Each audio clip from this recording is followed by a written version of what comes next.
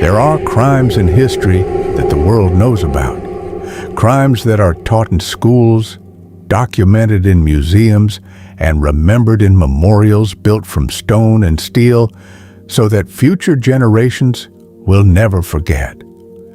And then there are crimes that were deliberately hidden, buried under layers of classified documents, government agreements, and institutional silence. Crimes so disturbing, so fundamentally incompatible with the story that powerful nations wanted to tell about themselves, that the decision was made at the highest levels of government to simply make them disappear. This is one of those crimes. It took place in a remote part of northeastern China, in a complex of buildings spread across 6 square kilometers of carefully guarded land. It was run not by criminals or outlaws, but by doctors, scientists, men with university degrees and research credentials and professional reputations, men who had taken oaths to heal, men who used those oaths as cover for something that has no adequate word in any human language. What they did in that complex between 1935 and 1945 represents perhaps the largest and most systematic program of human experimentation in the history of the world. More people died there than in many battles. More suffering was deliberately inflicted there than in most prisons. And when it was over, when the war ended and the world began to reckon with its darkest chapters, the men responsible did not go to prison. They did not stand trial. They did not face justice of any kind. They went home. They returned to their universities and their hospitals and their research institutions. They lived long lives. They died in their beds because a government decided that what they knew was worth more than what they had done. This is the story of Unit 731 and the deal that buried it. To understand how Unit 731 came to exist, you need to understand Japan in the 1930s. Japan in that decade was a nation in the grip of a particular and dangerous kind of certainty. A certainty about its own superiority. A certainty about its destiny to dominate Asia. A certainty that the rules governing the behavior of civilized nations did not apply to a country with Japan's imperial ambitions. The Japanese military had invaded Manchuria in 1931 and established a puppet state in northeastern China.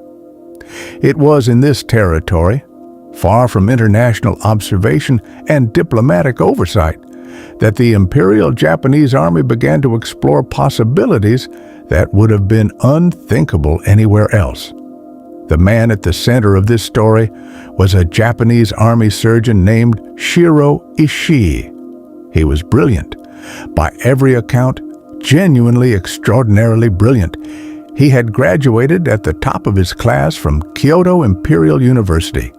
He had studied medicine in Europe and America. He had absorbed the most advanced scientific thinking of his era.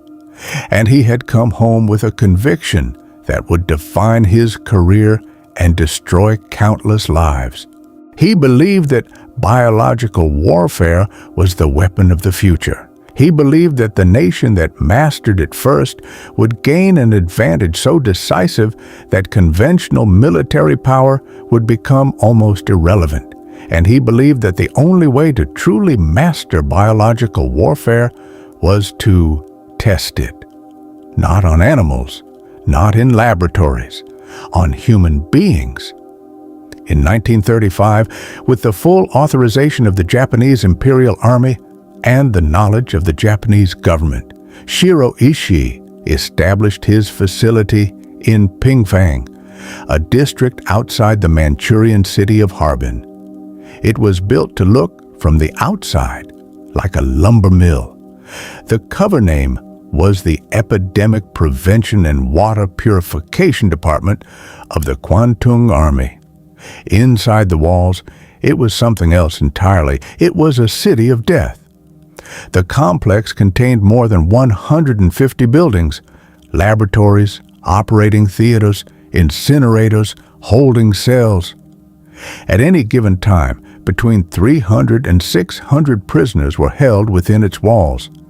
The prisoners were called marutas.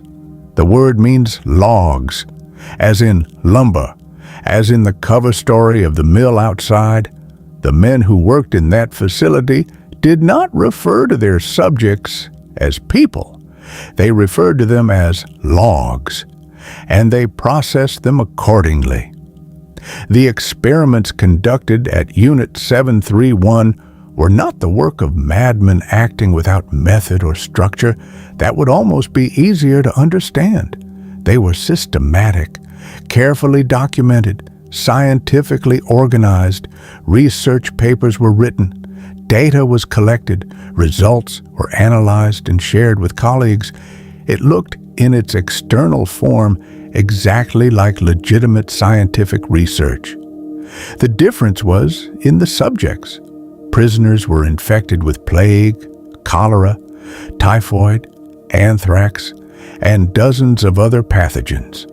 Not to treat them, to observe how the diseases progressed in a living human body, to understand the timelines of infection, to measure rates of transmission, to determine optimal methods of weaponization. When prisoners were no longer useful for biological experiments, they were used for others. Doctors tested the limits of the human body's ability to survive. Subjects were placed in pressure chambers until their eyes ruptured. They were frozen alive to study the effects of frostbite and to develop treatments for Japanese soldiers fighting in cold weather. They were subjected to surgical procedures without anesthesia. Not because anesthesia was unavailable, but because the researchers believed that anesthetic might affect their results. Organs were removed from living subjects. Limbs were amputated and reattached to different parts of the body. Prisoners were injected with animal blood. Seawater was injected directly into their veins. X-ray experiments were conducted until subjects died of radiation exposure. Subjects were hanged upside down until they choked to death. To study how long it took a human being to die in that position. The people who endured these experiments were not volunteers. They were prisoners of war, civilian captives, Chinese, Korean, Russian, Mongolian men and women who had been brought to Pingfong and stripped of every human right they had ever possessed. The moment they entered that facility, they ceased to be people. They became logs to be used, and when their usefulness was exhausted, to be burned. The incinerators at Unit 731 operated continuously. The scale of what happened at Pingfang and at the other Unit 731 facilities established across China during the war is almost impossible to fully quantify. The Japanese military destroyed most of its records when the war ended, but from the evidence that survived, from the testimonies of those who worked there, from the documents that were later declassified, historians have estimated that between 3,000 and 12,000 people died directly as a result of Unit 731's experiments. But the experiments were only part of what Unit 731 did. The facility was also responsible for large-scale biological weapons attacks on Chinese civilian populations. Plague-infected fleas were dropped from aircraft over Chinese cities. Cholera and typhoid were introduced into water supplies. Food was contaminated with anthrax and distributed in areas of enemy occupation.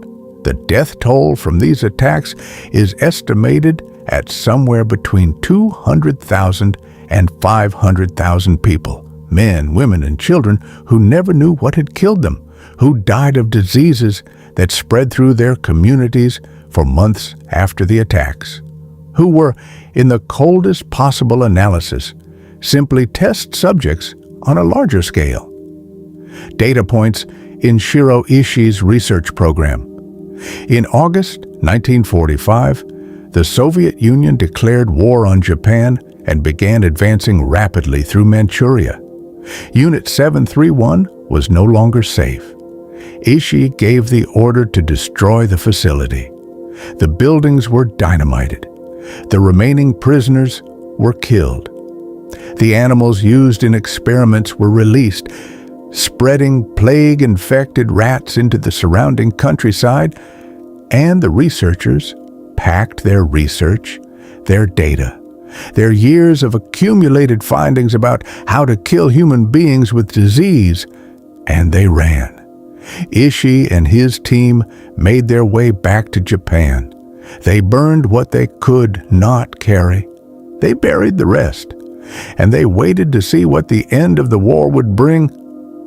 What it brought was something none of them could have predicted, and something that the United States government has spent decades trying to minimize and obscure.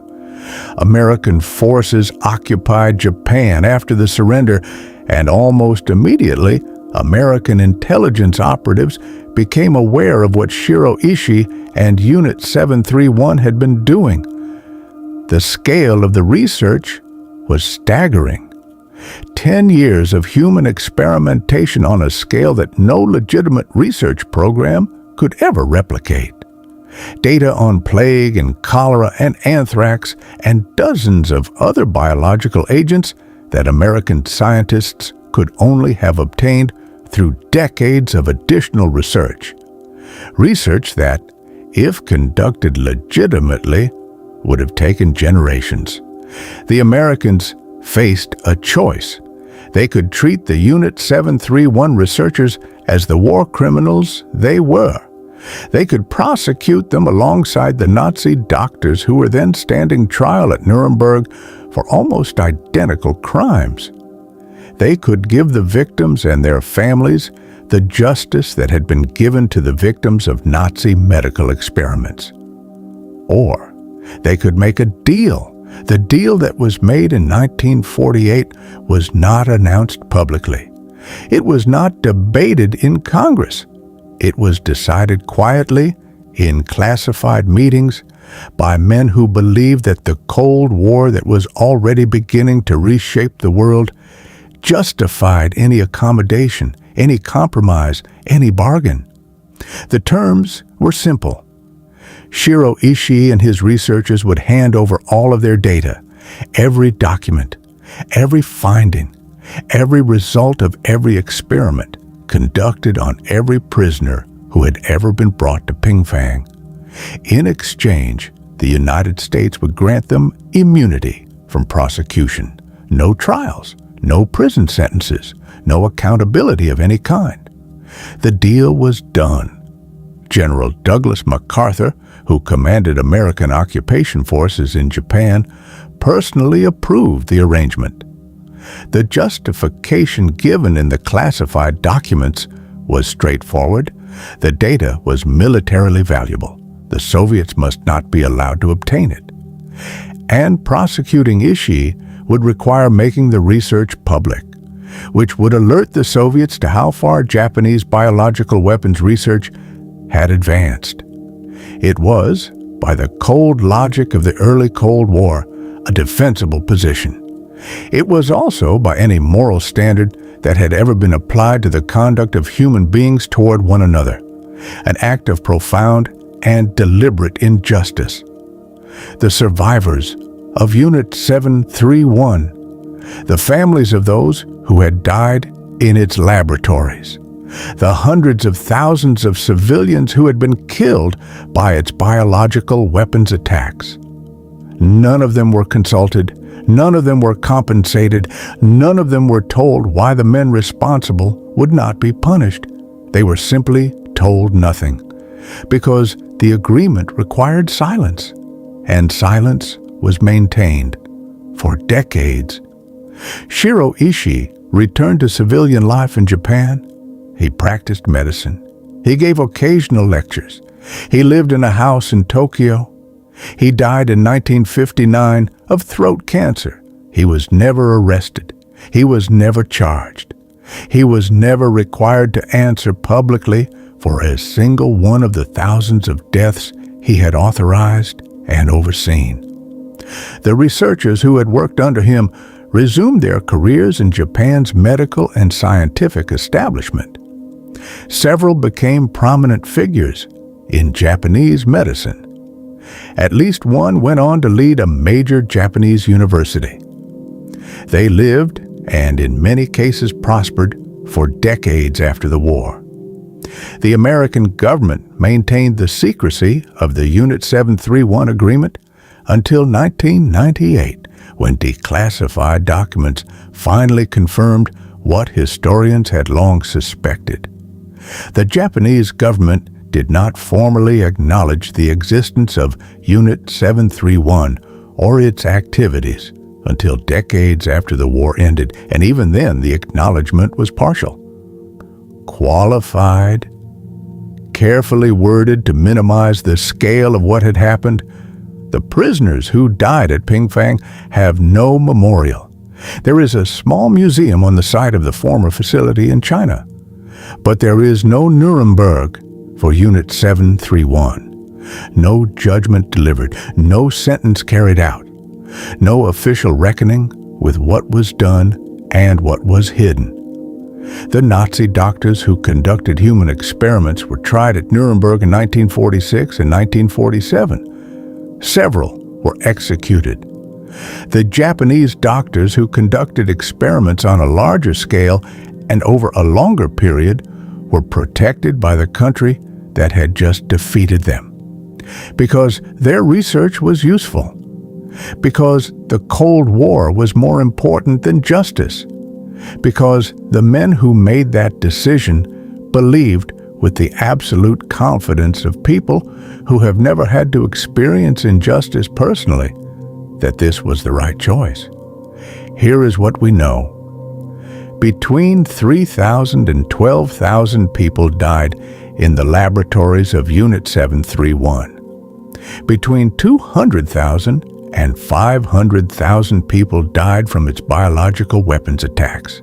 The men responsible lived free. They lived long.